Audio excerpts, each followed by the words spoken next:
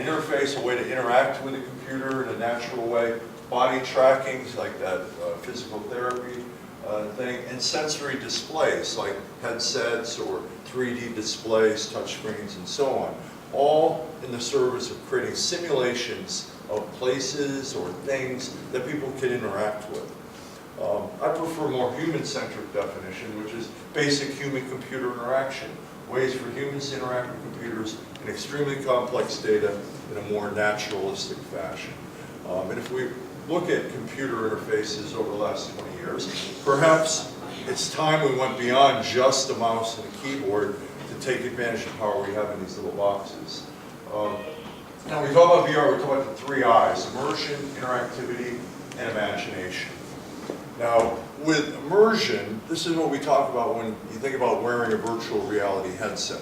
So here is a service member wearing a VR headset with viewers inside for each eye, and as he turns, he's being tracked. He's walking to a marketplace in a PTSD application, but as he turns, his head moves, the graphics update, and he gets the illusion of being in the environment. Now, here's an example. This user is wearing a headset, and there's a sensor here, like the Kinect, but small, and it's tracking his hands. That's what each eye sees. And now he can see his hands in real time, but his hands now can interact with graphic content in the virtual environment. So, in another example, we're building a whole set of these for fine motor control rehabilitation. So now, as long as the sensor is arrayed in a space like this, you can move your hands around, interact, and do bimanual coordination, finger movements, tapping, different exercises for fine motor coordination after maybe a stroke or traumatic brain injury. Anyway, building a whole batch of these things. Now, interactivity, you don't always have to immerse people in a virtual world to take advantage of what VR offers. In this case, here's the lab, a big screen TV, Microsoft Kinect-like sensors, a precursor actually to the Kinect. And this is a balance training exercise. So this user is shifting side to side to move the penguin down the ski slope. If she leans forward, it goes faster. If she leans back, it slows down. And so you can see the concept here. And it doesn't always have to be on a big screen to be interactive and engaging. Here's from down at Rancho Los Amigos, who one of our actual collaborators, our subject matter experts on developing some of this stuff, interacting with a range of motion type activity. And it's just on a simple laptop screen. If you build something that's engaging and involving, people will interact with it. And if you can get them to interact with it, then you can maybe develop things that are health-oriented or can help them with their rehabilitation. Interactivity also occurs, as I mentioned before, with virtual humans. You don't have to have a head-mounted display on, although we're finding some of our applications are really cool in a stereo headset. It's like you're really in a private space with the character. But in this case, this is one we delivered on a large screen, and it was developed for the Dan Marino Foundation, which focuses on high-functioning autism. And they wanted us to we collaborated on the idea of creating a job interview training system for people on the high end of the spectrum. One of the biggest worries a lot of parents have when they have a child on the spectrum is what's going to happen when I'm dead?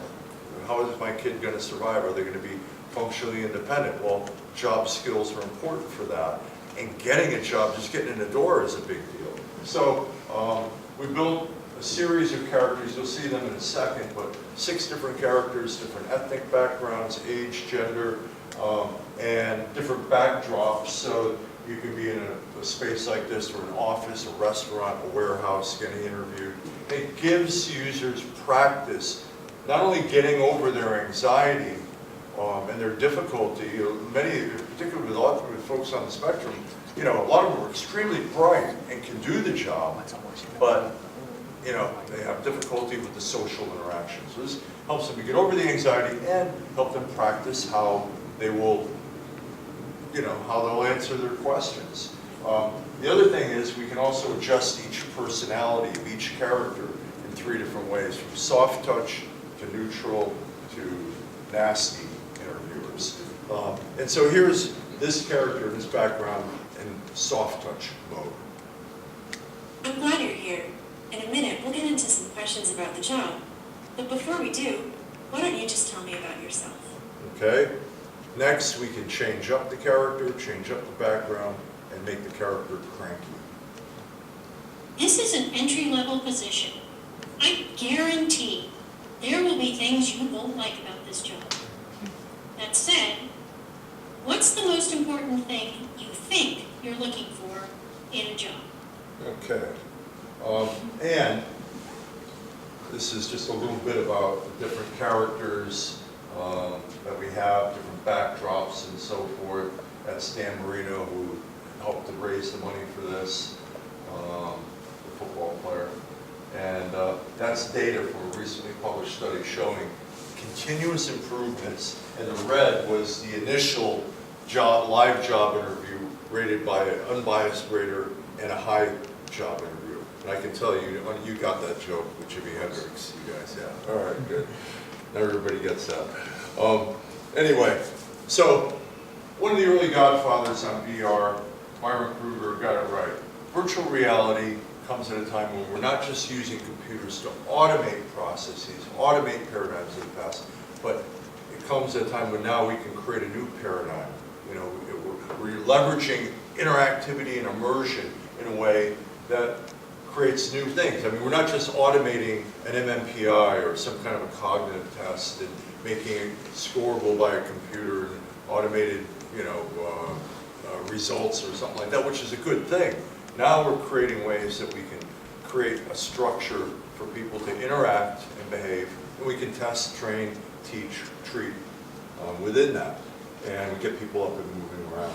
And so the best metaphor for VR in healthcare is aviation simulation. As I said before, just as an aircraft simulator can test and train piloting ability, we can test, train, treat, and teach psych, cognitive, motor function under a range of controllable conditions. In a sense, the ultimate Skinner box, a systematically controllable environment where we can manipulate the stimuli and we can do things hopefully in a positive direction. That's gotten in there twice. Let's get that out of there. Now in 1994, when VR first got its traction clinically, it was for simple phobias. Fear of heights, fear of flying, fear of public speaking. It's from an early Fear of Heights app. But since that time, VR has been usefully applied either as an assessment, a treatment, or a tool for scientific study in all of these areas and more. So with that said, let's talk quickly.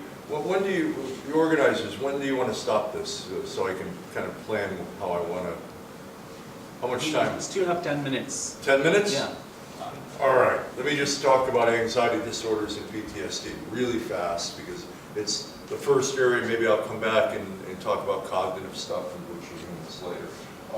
So with VR, one of the earliest areas of application was exposure therapy for anxiety disorders. And it leveraged this whole thing called exposure therapy, which is a systematic behavioral procedure that helps somebody to confront what they fear.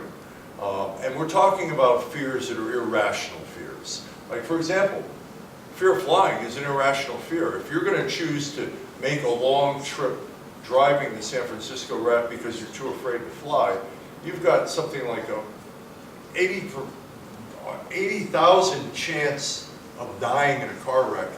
I mean, 30 planes would have to follow this guy every day in order to equal the number of people that die in car accidents. So fear of flying is an irrational fear. Now, we're not talking about curing people of fear of running across the 405 at rush hour. We're talking about, you know, nutty fears. So no offense, anybody has an experience with a phobia. We're talking about fears that we can help people get over. And we can help them get over it in the traditional format in imagination. Imagine there's a spider over there.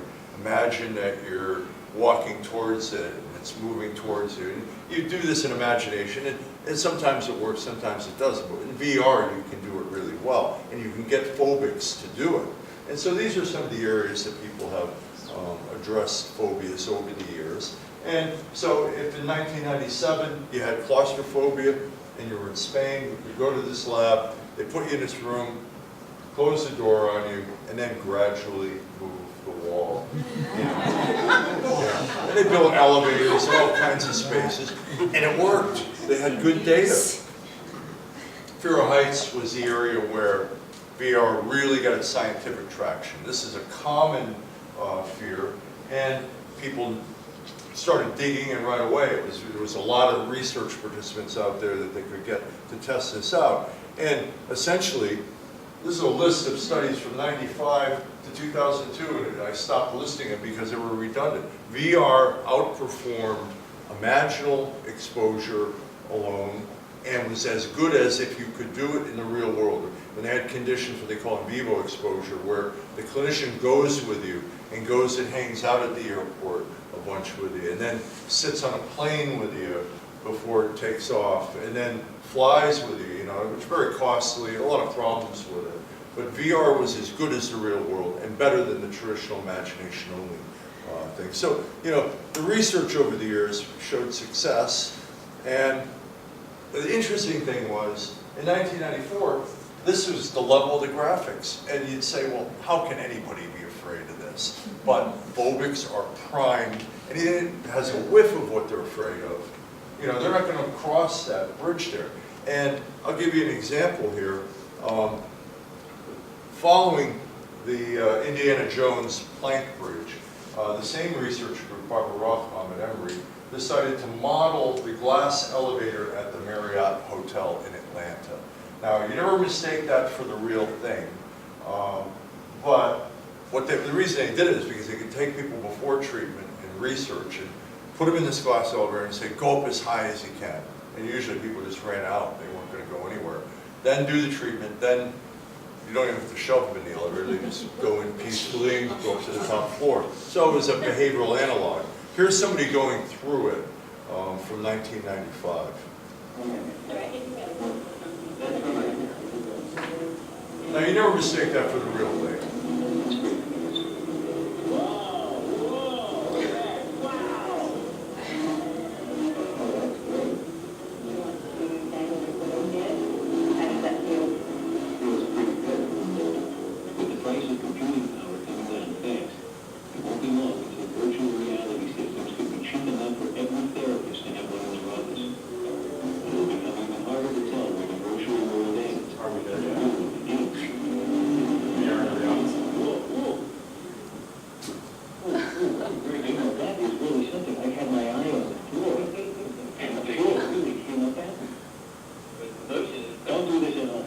Well, so that was one of the early findings, was it didn't have to be an exact replica of reality for phobics to relate to it, feel anxiety, but the neat thing was you could get them to do it because they, at some cognitive level, they know they're on solid ground. So they'll go in, they won't go in a glass elevator, but they'll go in the VR glass elevator, but the brain gets fooled, and this process of exposure, what we call extinction learning, occurs, where you have the anxiety, but then nothing bad happens, and do it repeatedly, and the anxiety extinguishes. We call it extinction learning. So now we have companies producing things that are pretty realistic, and these are now commodity products. And here's a cool one right here. They put a little kitty cat on the end of a plank and make you go out there to rescue the cat. I love that. If you're a cat lover, some people probably would kick the cat. But anyway, fear of flying. As I mentioned before, a big one. I'll fly through this. That's what it looked like in 1997. The cabin, looking out the window at another plane on the runway. A group in Europe kind of made it look a little better. Another group made it look a little bit more better. And then San Diego group modeled the United Terminal at the San Diego airport in VR. Now the technology's evolved. As I mentioned, our companies that are producing it, virtually better, has been around since the mid-90s, formed from that group at Emory that had done the early work. And you can see the graphics have improved over time, even with virtual characters that are either graphic or video pasting characters. But it's more than just how good it looks. I mean, does it have the data? And so our group, another group in 2008, published a meta-analysis analyzing all the studies that were out there that were quality studies, and we both came to the same conclusion. It beats the traditional format of imagination-only exposure and was as good as the real thing. Updated in 2012 in a really good journal by this group, same outcome. And more recently, this group looked at where they had behavioral analogs. The idea of what you do in the virtual world doesn't matter for the real world. So, with that said, PTSD is oftentimes treated with this trauma-focused approach. It might sound like torture at first, but in reality what it is helping a patient to confront and process difficult emotional memories that they typically, at all costs, try to avoid. They won't go to a Walmart where there's a crowd. They won't drive down a road where they think there's trash because it reminds them of where an IED was hidden that blew up their best friend. And that kind of avoidance propagates the PTSD experience. So, using the same approach to address significant problem we've recognized since 2004 and continually recognized with studies with VA populations. This is an approach that has been endorsed by the Institute of Medicine in a report that came out in 2008 and two more reports in 2012 and 2014. This trauma-focused approach where the bad news in the first report was there's not a lot of reliable evidence about most treatments, but there was significant research to show this kind of trauma-focused approach works. So it's not torture, done in the hands of a well-trained clinician, helping somebody to go back and confront what hurt them in a safe environment can make a difference. And so, why use virtual reality for that? Well, we don't know what's going on in the hidden world of imagination. We can control the stimulus presentation. We can modify it around the needs of the patient and hopefully get good outcomes, as you'll see. So this will tell you a little more about it. BraveMind is a form of virtual reality exposure therapy that combines video game-based simulations with one of the most widely used evidence-based therapies. Making use of the University of Southern California Institute for Creative Technologies expertise in immersive technologies and emotional storytelling, BraveMind is a treatment option that's appealed for today's digital generation. BraveMind gradually recreates trauma-relevant scenarios that clinicians can use to help patients confront and process difficult memories in a safe and supportive environment.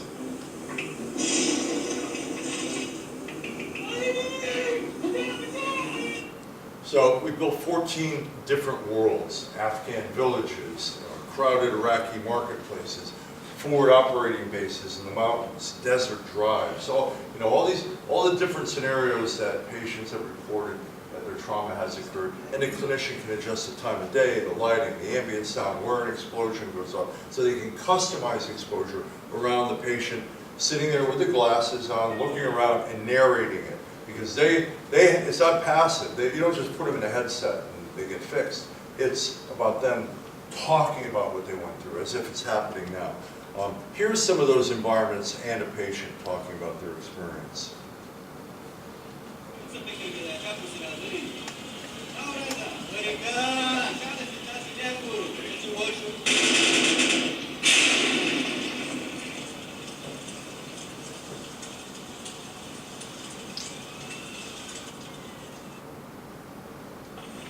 Like going through a dare, it's like going through my head at night when I'm trying to sleep or when I live my life, and the times when I don't want it to come up and really start thinking about it. Traumatic things are not normal. They're not handling the things that we've seen and done. And this is a tool that has helped me out tremendously. Reliving the worst moments of his life has helped him to move on with his life. I'm probably 80% as well as before, but I think that's pretty good after seeing the good things to be done. For Nightline, this is Dan Harris in Atlanta. Okay, I'm going to end in a minute, but I want to just make a couple of points and show some data. The technology doesn't fix anybody. It's simply a tool in the hands of a good clinician. That's it. It's not self-help. This is what the old version of the system we used from 2005 to about 2011 to 11-12. You could see where the patient was, you could pop them in different locations, you could see what they saw, monitor physiology, introduce triggers, and so on. That's what an interface looks like now with a more modern version. And so some of the data, real quick, that's just a protocol. First 20 treatment completers, first time we tested it, Camp Pendleton Naval Medical Center. Pre-treatment PTSD symptoms, post 3-month follow-up. The individual data points, 16 no longer met PTSD criteria at the end of treatment, 4 achieved no benefit. Another study replicating our findings.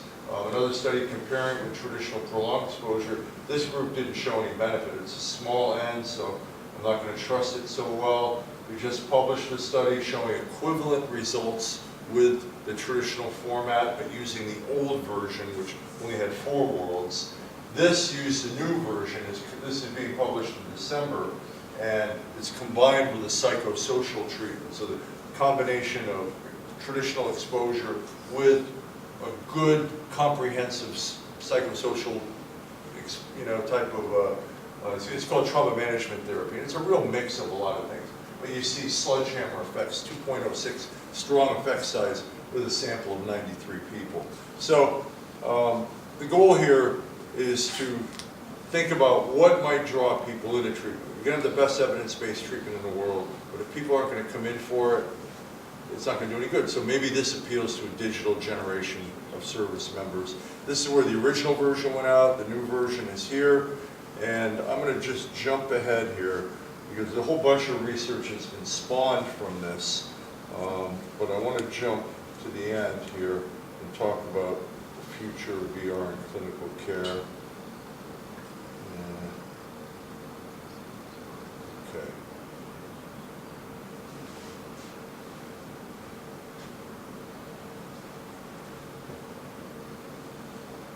The future. You might have noticed I left out the third eye at the beginning, because I was saving it for the end, imagination. And there's a lot of imagination going on in this space. Well, if you look back in 1963, people thought about headsets, but they were considered really dumb. 30 dumb inventions.